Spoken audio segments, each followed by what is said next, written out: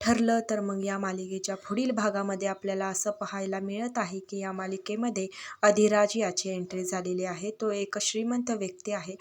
तो त्याच्या ड्रायव्हरला म्हणत आहे, माझ्याकडे एवढे पैसे आहेत की ते मी मोजू शकत नाही. तसेच यांचं हे सगळं बोलणं प्रिया चोरून ऐकत असते. तो म्हणतो, मला एखादी अशी जवळची व्यक्ती सुद्धा नाहीये. तेव्हा प्रिया म्हणते, याची संपत्ती अशीच जाण्यापेक्षा मी याच्या संपत्तीचा फायदा करून घेते. त्यामुळे प्रिया तिच्या गळ्यातलं मंगळसूत्र काढते. प्रिया इकडे त्याला भेटायला कॅफेमध्ये जाते. ती म्हणते त्याला की घरात कमावणारी मी एकटीच आहे. माझ्या आईला कॅन्सर, तसेच माझ्या बाबांना पॅरालाइजचा अटॅक आलेला आहे. ती तिच्या प्रेमाच्या जाळ्यामध्ये त्याला फसवत असते. तर इकडे सायली आणि अर्जुन त्यांचं गपचूप रेकॉर्डिंग करत असतात.